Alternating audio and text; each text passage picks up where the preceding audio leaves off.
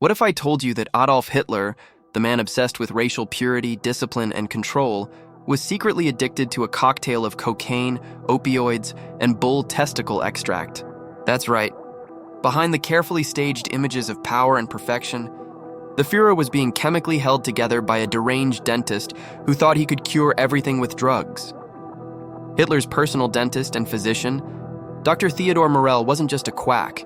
He was the architect of a pharmaceutical nightmare. He filled the Nazi leader with bizarre injections, narcotics, and hormones in doses that would horrify modern doctors. And the result? A dictator spiraling into madness, paranoia, and physical collapse. In today's episode of Nutty Time Tales, we'll uncover the twisted story of Hitler's cocaine-fueled medical treatments, from the origins of his mysterious ailments to the bizarre experiments that kept him barely functioning. You'll see how drugs, desperation, and delusion collided in one of the most disturbing doctor-patient relationships in history. So buckle up, because this isn't just about history. It's about addiction, power, and one seriously messed up mouth. When most people picture Adolf Hitler, they see the furious dictator pounding his fists, barking speeches, and hypnotizing crowds. But behind the scenes, away from the spotlight and cameras, there was a very different man. One constantly sick, jittery, and plagued by bizarre ailments. By the mid-1930s, Hitler's health was deteriorating fast. He suffered from stomach cramps, chronic gas, insomnia, migraines, trembling hands, and mysterious rashes. He refused most traditional doctors because he didn't trust them, claiming they were either incompetent or secretly trying to poison him. That paranoia set the stage for a man named Dr. Theodor Gilbert Morell, who would become one of the strangest figures in the entire Nazi regime. Morell wasn't a respected physician in the medical community. In fact, most of his peers considered him a charlatan. Short, sweaty, and socially awkward, Morell was known for unconventional treatments, mostly vitamin injections, hormone concoctions, and questionable tonics. Before meeting Hitler, he had made a fortune treating wealthy Germans with strange blends of rejuvenating elixirs that promised energy, virility, and youth. In 1936, Hitler met Morell through his mistress, Eva Braun, who recommended him for the Führer's persistent stomach problems. At the time, Hitler was nearly incapacitated by cramps so severe that he had to cancel speeches. Morell claimed he could fix it, and quickly. His secret weapon? A mysterious injection he called Mutaflor, a miracle preparation supposedly made from live bacteria found in healthy intestines. The injection worked, or so Hitler thought. Within hours, his pain subsided, his energy returned, and his mood improved dramatically. He was impressed and instantly hooked on Morell's treatments. From that day forward, Morell became his personal physician and constant companion. But Mutaflor was just the beginning. Soon, Morell began giving Hitler daily injections of all kinds of substances, vitamins, glucose, hormones, sedatives, and stimulants. He carried a black leather doctor's bag everywhere he went, filled with ampules and syringes, always ready to give the Führer his next boost, Hitler. Referred to Morell as his miracle man. Others called him the Reich's Dr. Feelgood. Even members of Hitler's inner circle were disturbed by the doctor's influence. Heinrich Himmler called Morell a pig. Goebbels described him as revolting. And Goering, himself a morphine addict, sneered that Morell made Hitler a walking pharmacy, but Hitler didn't care. He trusted Morell completely, even more than his generals. When his headache struck or his energy waned, Morell would rush to his side with another injection, and the dictator would soon be ranting with renewed vigor. Over time, the treatments became more frequent and more dangerous. Unknown to Hitler, many of the vitamin shots Morell gave him contained powerful stimulants and narcotics, including methamphetamine, Pervitin, and Eucadol, a synthetic opioid similar to morphine. These drugs made Hitler feel invincible, focused, alert, and unstoppable.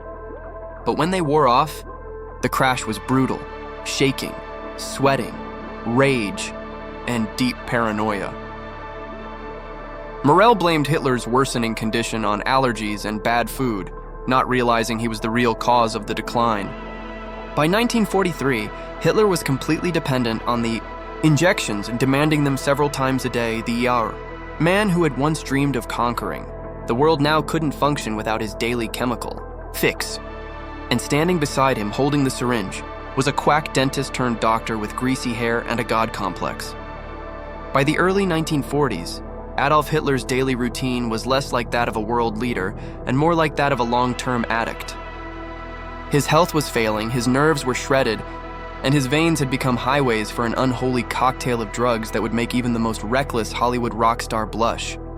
And at the center of this pharmaceutical circus, Dr. Theodor Morell, still sweating, still injecting, and still insisting that everything was under control. Every morning, before Hitler even had breakfast, Morell would arrive with a tray of syringes, pills, and vials. He'd begin with an injection of glucose and vitamins, supposedly to energize the Führer for the day.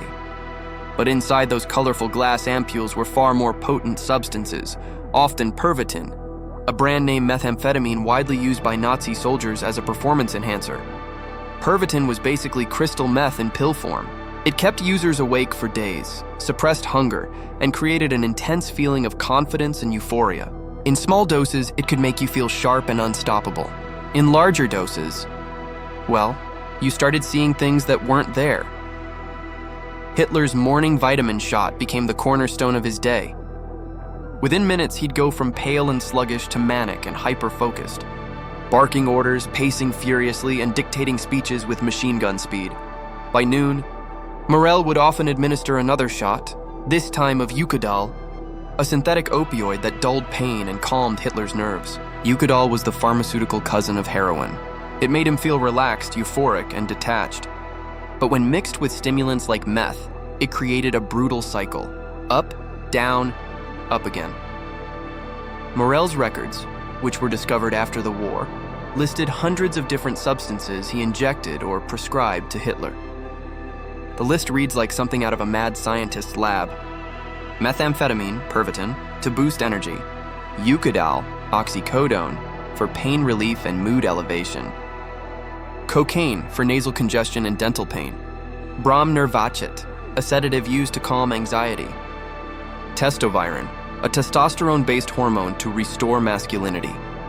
Atropine, caffeine, barbiturates, and strychnine, in various doses to balance the effects of the others. Imagine being Hitler's bloodstream during this time, flooded daily with upper after downer, narcotic after stimulant, all carefully administered by a man whose medical training barely qualified him to operate a toothbrush. By 1942, Hitler's dependence was complete. He couldn't travel without Morell. He refused to make speeches or military decisions unless his doctor was nearby with his black bag of injections. Even during secret meetings in underground bunkers, Morell had permission to interrupt generals to give the Führer his next shot, but these miracle treatments came at a visible cost. Hitler's complexion turned gray and blotchy. His hands trembled constantly. His digestive system was in chaos, chronic constipation alternating with violent diarrhea. His teeth began to rot, his breath reeked, and his eyes developed a haunting, glassy stare. When his entourage complained that he was becoming increasingly irrational, paranoid, indecisive, and prone to explosive rages, Morell insisted it was simply fatigue. But behind the scenes, even senior Nazis whispered that their leader was no longer in control of his own body. Ironically, Hitler had built his empire on the idea of purity, pure blood, pure race, pure strength. Yet by the final years of the war, that same man was being kept alive by chemical sludge. He wasn't leading the war anymore. His drugs were, and soon, those very substances would start making decisions for him. By 1941, Nazi Germany was at the height of its power. Blitzkrieg tactics had crushed Europe. France had fallen. The Luftwaffe dominated the skies. To many, Hitler looked unstoppable, a political genius and master strategist. But behind closed doors, the strategic genius was being chemically propped up by a man with a syringe. Dr. Theodor Morell's daily injections didn't just keep Hitler awake, they shaped the course of the war itself. Hitler's drug-fueled highs often coincided with his boldest, most reckless decisions. When Pervitin and Eucadal were flowing freely through his veins, he felt superhuman, euphoric, invincible, absolutely certain of his destiny. His generals described these moods as the God moments. During such highs, Hitler would pace for hours, his pupils dilated, his voice trembling with excitement as he laid out impossible battle plans that no sober mind could justify. One striking example: Operation Barbarossa, the invasion of the Soviet Union in 1941. Many historians believe Hitler's overconfidence and refusal to heed military advice were partly fueled by the manic euphoria caused by his drug use. He dismissed warnings about the harsh Russian winter, the vast distances, and the logistical nightmare ahead. Instead, he believed sheer willpower and his Aryan spirit would overcome everything. Spoiler alert, it didn't. As the war dragged on and the tide turned, Hitler's dependence deepened. His manic highs became shorter, and the crashes between them grew darker. When the drugs wore off, he'd fall into deep lethargy and depression, locking himself in his quarters for days, refusing to eat or speak. To counteract the lows, Morell simply increased the doses. More meth, more opioids, more hormones, more everything. By 1943, Hitler's medical file looked more like that of a terminal addict than a military leader. Morell's records note injections as frequent as 6 times a day, sometimes combining drugs that no sane doctor would mix. The result was predictable. Hitler's mental and physical stability crumbled. He became paranoid, erratic, and obsessed with imaginary conspiracies. He accused his generals of betrayal. He micromanaged battles from his bunker, refusing to allow tactical retreats even as the Allies advanced.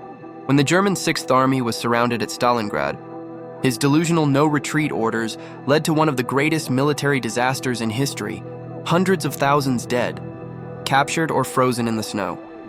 Historians like Norman Ohler, in his groundbreaking book Blitzed: Drugs in the Third Reich, argue that Hitler's reliance on narcotics didn't just affect his health, it changed the outcome of the war. The Führer's invincible self-image, fueled by methamphetamine highs, blinded him to reality. When the stimulant rushes faded, his paranoia and desperation only deepened. It wasn't just Hitler either. Morell's drug recipes spread through the Nazi elite. High-ranking officials, soldiers, and pilots all received their own doses of miracle energy in the form of Pervitin tablets. The Third Reich was running on meth, literally. But Hitler's personal addiction took things further. By 1944, he was visibly deteriorating, stooped, trembling, pale, and barely coherent during meetings. His left hand shook uncontrollably, his skin was covered in sores, and his once fiery speeches had become sluggish ramblings. Yet Morell kept assuring everyone that his patient was healthy and strong. The truth was much darker. Hitler's veins were collapsing from years of injections. His digestive system was ruined. His brain chemistry was so warped that his mood swung violently between manic euphoria and suicidal despair. Still, he demanded his shots. Still, Morell obeyed. The world's most powerful dictator had become a full-blown addict, enslaved not by enemies, but by the tiny vials in his doctor's hands. And while Morell believed he was saving Hitler, he was actually helping destroy him from the inside out. By 1944, Hitler was falling apart, physically, mentally, and politically. His once commanding posture had shriveled into a frail, trembling figure. His speeches, once thunderous and hypnotic, were now slurred and shaky. His invincible army was being pushed back on all fronts, and as his world collapsed around him, Hitler's teeth began to rot. For years, his terrible diet, chain-smoking habits, which he hid from the public, and a lifetime of stress had turned his mouth into a battlefield. He suffered from chronic toothaches, abscesses, bleeding gums, and severe halitosis that made conversations unbearable. His obsession with secrecy meant his personal dentist, Dr. Hugo Johannes Blaschke, became one of the few people allowed near his face. But even Blaschke's skill couldn't soothe the agony inside the Führer's mouth. So when the pain became unbearable, Hitler turned to another dentist, one who believed cocaine was the key to curing everything. Enter Dr. Erwin Giesing, an ear, nose, and throat specialist who also happened to dabble in dentistry and experimental treatments. Giesing was called in after a botched assassination attempt on July 20th, 1944, the infamous Valkyrie plot led by Klaus von Stauffenberg. The explosion left Hitler with ruptured eardrums, burns, and shrapnel wounds. As Giesing treated Hitler's injuries, he discovered the dictator's most pressing complaint wasn't the near-death experience, it was his pounding toothache. Hitler could barely open his mouth without wincing. He was paranoid about infection, terrified of pain, and thanks to Morell's drug cocktails, nearly immune to normal painkillers. So Giesing turned to something stronger, cocaine. At the time, cocaine hydrochloride was commonly used as a local anesthetic by dentists, but Giesing took it much further. He applied liquid cocaine directly to Hitler's gums and nasal passages multiple times a day. Sometimes he injected it. Other times he used cotton swabs soaked in the drug and told Hitler to inhale deeply through his nose. Hitler was instantly relieved and instantly hooked. The effect was electric. Within minutes, his lethargy evaporated. His speech sharpened. His mood lifted. He became animated, ranting for hours, pacing the floor, his eyes blazing with that old manic energy. Giesing had given the Führer a temporary resurrection, but it came at a terrible price. Cocaine and methamphetamine don't mix well, especially not in the bloodstream of a man who's already suffering from liver damage, heart strain, and psychosis. Within weeks, Hitler began showing signs of extreme agitation, hallucinations, and violent paranoia. His inner circle noticed he was hearing things that weren't there. He'd mutter to himself in mid-speech, stare blankly at walls, and lash out at imaginary enemies. According to later testimonies, Hitler accused his staff of plotting to poison him, even as Morell pumped him full of narcotics daily. The Führer had become a walking pharmacy, a living experiment in drug-induced madness. Meanwhile, Dr. Giesing and Dr. Morell despised each other. Both wanted control over the Führer's body, and both believed the other was trying to kill him. Giesing accused Morell of poisoning Hitler with toxic injections. Morell countered by claiming Giesing's cocaine treatments were reckless and dangerous. Hitler, paranoid as ever, refused to choose between them. He kept both and demanded their drugs. As the Allies closed in, the Führer's medical routine became almost comical in its chaos.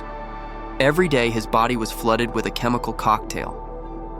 Methamphetamine, Pervitin for energy, Eucadol, oxycodone for pain, Brom Nervicit, a barbiturate for sleep, testosterone for strength, cocaine for his teeth and nose, vitamins, laxatives, hormones, and bizarre herbal tonics to top it all off. He was simultaneously high, sedated, and delusional, a human contradiction staggering toward the end of history's deadliest war. By April 1945, when Hitler retreated into his Berlin bunker, he was a physical wreck. Witnesses described him as barely human, trembling constantly, unable to stand straight and slurring his words. Yet he still demanded his cocaine drops and Morell's injections, even as bombs rained above. Ironically, when the Third Reich collapsed, it wasn't Allied gunfire that finally ended the Führer's reign. It was his own crumbling, drug-ravaged body. By 1945, Berlin was burning. The Soviet Red Army was advancing street by street. Bombs shook the city day and night. And inside the Führer bunker, a concrete tomb, beneath the Reich Chancellery, Adolf Hitler's inner circle was collapsing faster than the empire above them, and at the center of it all was a doctor whose searing had arguably done more damage to the Nazi regime than any Allied bomb, Dr. Theodor Morell. For nearly a decade, Morell had been Hitler's constant companion, his miracle man. The Führer trusted no one more. Hitler once said, "Morell is the only man who keeps me alive." But by the end of the war, even that trust had begun to rot, just like Hitler's decaying teeth. Inside the bunker, Hitler's health was deteriorating rapidly. He was skeletal, his skin grayish and waxy, his hands trembling uncontrollably. His voice cracked mid-sentence, and his mood swung violently from calm to screaming rage within seconds. Still, Morell continued his daily ritual, injecting his leader with an ever-growing mix of substances that no sane physician would dare combine. Amphetamines, barbiturates, opiates, hormones, stimulants, sedatives. Hitler's veins were a chemical experiment gone horribly wrong. By March 1945, even the people closest to him began noticing something was off. SS officers whispered that Hitler's miracle doctor was poisoning him. Generals reported that the Führer could barely focus on military briefings. He would rant about imaginary divisions, ghost armies, and traitors lurking within every command post. One day, in a fit of paranoia, Hitler turned to Morell mid-injection and screamed, You're trying to kill me, aren't you? Morell froze, the needle still in his hand, and tried to calm him down. But the damage was done. In Hitler's delusional mind, even his most loyal doctor had become a potential assassin. By mid-April 1945, Hitler's world had shrunk to the gray walls of the bunker. His once vast empire now consisted of a few frightened followers and a handful of desperate officers. As food and fuel ran out, so did Hitler's supply of drugs. Morell scavenged the ruins of Berlin for anything usable. He sent aides to pharmacies, hospitals, and abandoned labs to find narcotics, cocaine, and methamphetamine substitutes. But as the Soviet noose tightened, his medical miracles ran dry. On April 21st, Hitler ordered Morell to leave Berlin. It wasn't a request, it was exile. According to witnesses, the Führer shouted, "Get out, Morell! I don't need you anymore!" The man who once injected life into Hitler's veins was now cast aside like a used syringe. Morell gathered his belongings, including a briefcase filled with empty ampules and strange vials, labeled only with numbers, and left the bunker. He fled into the chaos of the collapsing city, disguised as a medic.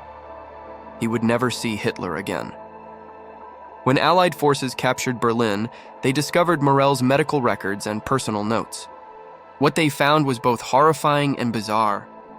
Over the course of a decade, Hitler had received more than 80 different medications, and including methamphetamine, under the trade name Pervitin, Eucadol, a synthetic opioid stronger than morphine, cocaine eye drops and nasal applications, bromnervazit barbiturate tranquilizer, testosterone, and animal organ extracts, synthetic vitamins, caffeine, and glucose injections.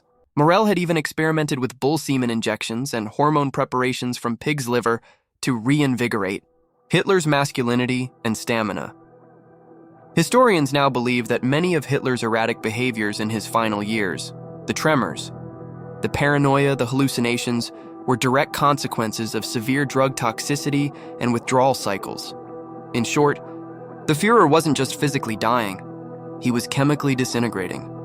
After the war, Dr. Theodor Morell was captured by American forces. His appearance shocked interrogators, bloated, sweating, and shaking uncontrollably. Without his narcotics, Morell was suffering from severe withdrawal.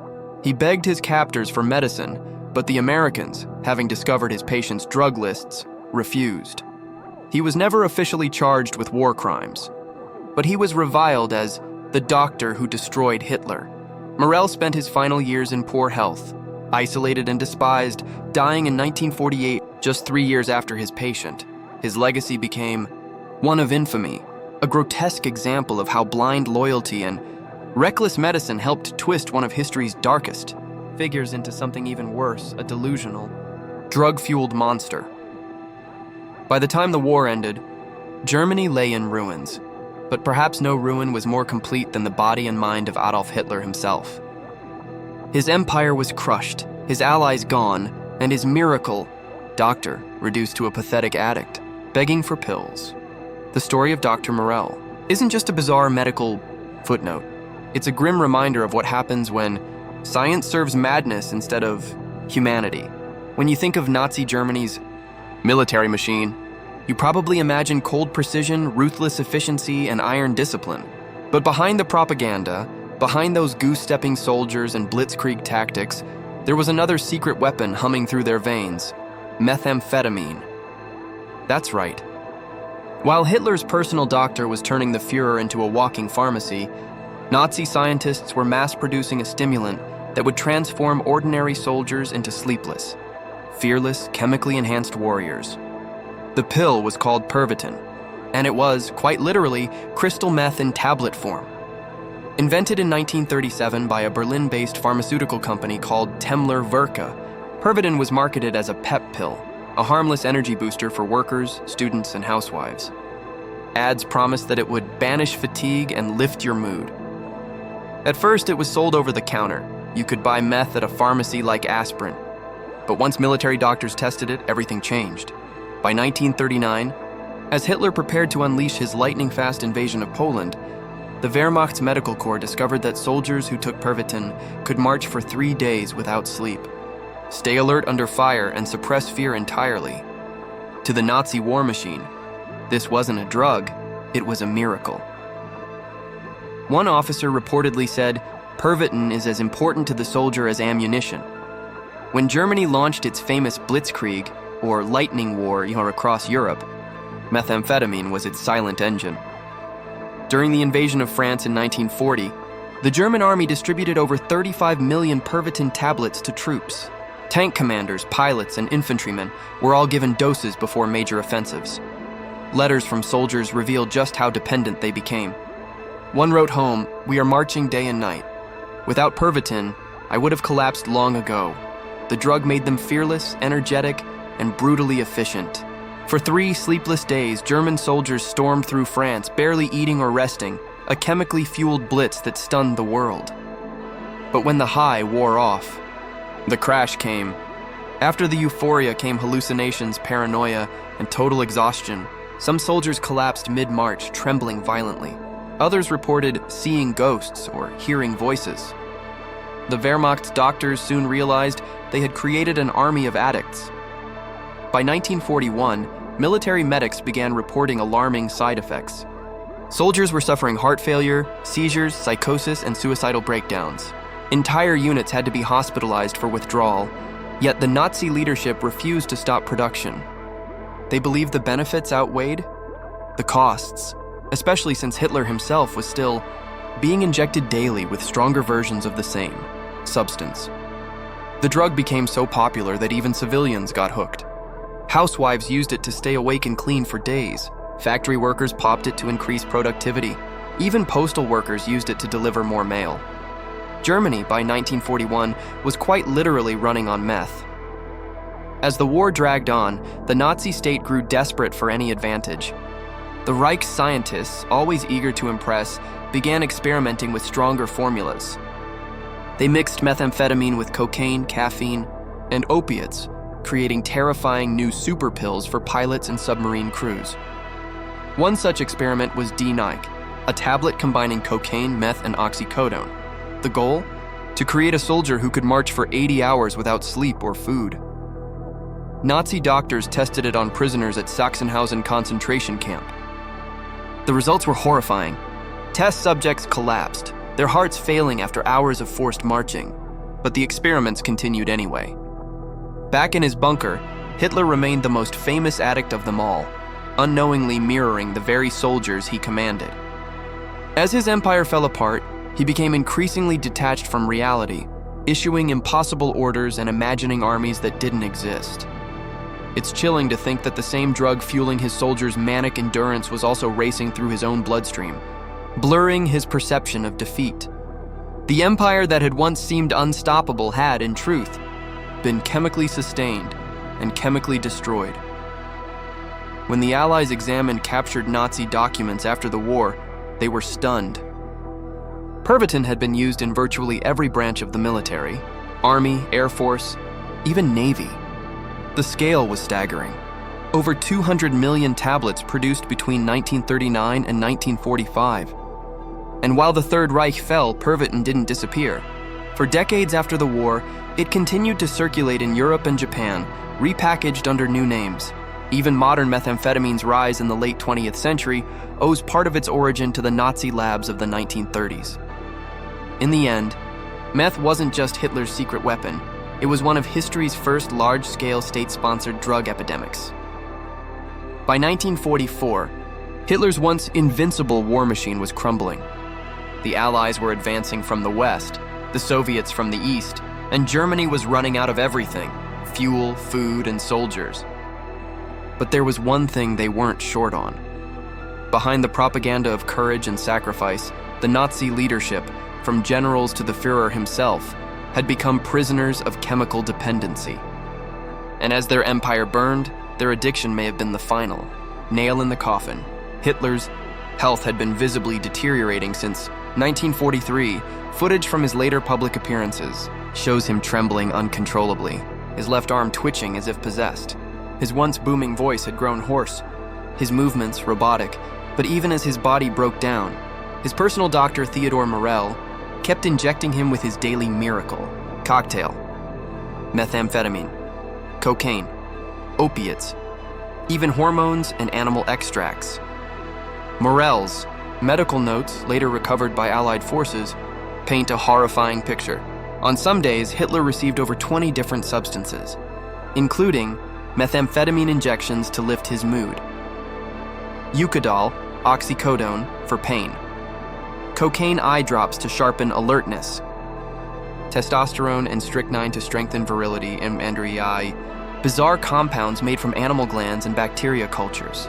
The Führer, who once preached discipline and purity, was now a walking laboratory of narcotics and pseudoscience. Hitler wasn't alone. Many of his top officers had also developed their own dependencies. Hermann Göring, once the face of the Luftwaffe, was a notorious morphine addict, consuming up to 100 morphine tablets a day. When captured by Allied forces in 1945, Göring went through violent withdrawal in his prison cell. His body shook uncontrollably, his mind fraying under the weight of addiction and defeat. Even Hitler's generals on the front lines relied on Pervitin to push their exhausted soldiers through the final battles. In the ruins of Berlin, meth pills circulated like currency. The mighty Third Reich, obsessed with strength and purity, had become a nation of junkies. By April 1945, as Soviet artillery thundered above the Führer bunker, Hitler's world had collapsed into paranoid fantasy. Morell continued his treatments, trying to stabilize the dictator's mood swings. Some days Hitler was euphoric, ranting about secret wonder weapons. Other days, he slumped into deep despair, convinced of betrayal from all sides. He barely slept, rarely ate, and refused medical examinations from anyone but Morell. When the injections failed to calm him, Morell increased the doses, but eventually, even the drugs couldn't drown out reality. On April 22nd, after a particularly delusional meeting with his generals, Hitler finally snapped. He screamed that the war was lost, dismissed Morell from the bunker, and locked himself away. The man who had once used drugs to escape reality could no longer outrun it. 8 days later, he took his own life. When the war ended, Allied medical officers began uncovering the extent of Nazi Germany's drug addiction. Warehouses filled with millions of Pervitin tablets, factories designed solely for meth production. Interrogations revealed that entire divisions had been chemically enhanced during key battles. The once celebrated Blitzkrieg, that unstoppable surge across Europe, had been powered by methamphetamine. And in a dark twist of irony, the drug that had made Nazi Germany seem unstoppable had also contributed to its destruction. Soldiers overstimulated by meth made reckless decisions. Generals stayed awake for days, unable to think clearly. Hitler himself, in his final months, was delusional, paranoid, and erratic. A dictator destroyed not just by war, but by his own bloodstream. After 1945, the world tried to bury this embarrassing truth, but the legacy of Nazi pharmacology didn't end with the Third Reich. The US military studied captured Pervitin research and later developed dexedrine, an amphetamine widely used in the Korean and Vietnam Wars. Even modern performance enhancers owe part of their history to Nazi labs. Meanwhile, in Germany, meth addiction lingered for decades. Veterans returned home dependent on the same pills that had once made them heroes. The Third Reich had weaponized chemistry, and in doing so, it had shown how drugs could both empower and destroy an empire. So what's the nuttiest twist of all? That Adolf Hitler, the man obsessed with racial purity, was being sustained by the very substances he considered degenerate. His war for dominance was powered not by ideology or divine will, but by meth, morphine, and a doctor who believed in bacterial juice and animal hormones. The Führer's iron will was an illusion, held together by injections, stimulants, and desperation. In the end, the empire didn't collapse overnight. It overdosed, so what do we take away from this nutty, nightmarish chapter of history? It's easy to look at Adolf Hitler and see only evil. The genocidal dictator, the failed artist, the architect of one of humanity's darkest eras. But behind the monstrous ideology, behind the speeches and the iron will, there was something far more fragile. A man whose mind and body were literally disintegrating, needle by needle, pill by pill. His trusted physician, Dr. Theodor Morell, wasn't healing him. He was feeding him, feeding the illusion of strength, feeding the dependency that kept the Führer wired, delusional, and addicted until the very end. And while Hitler's bunker became his tomb, His meth-fueled armies mirrored the same tragic spiral. A regime powered by chemistry, destroyed by chemistry. It's the ultimate irony. A dictator who preached purity was undone by the poisons he put in his veins. But maybe the real lesson here isn't just about one man's addiction. It's about how easily power, ego, and desperation can warp even science into madness. How the pursuit of control can lead, quite literally, to self-destruction.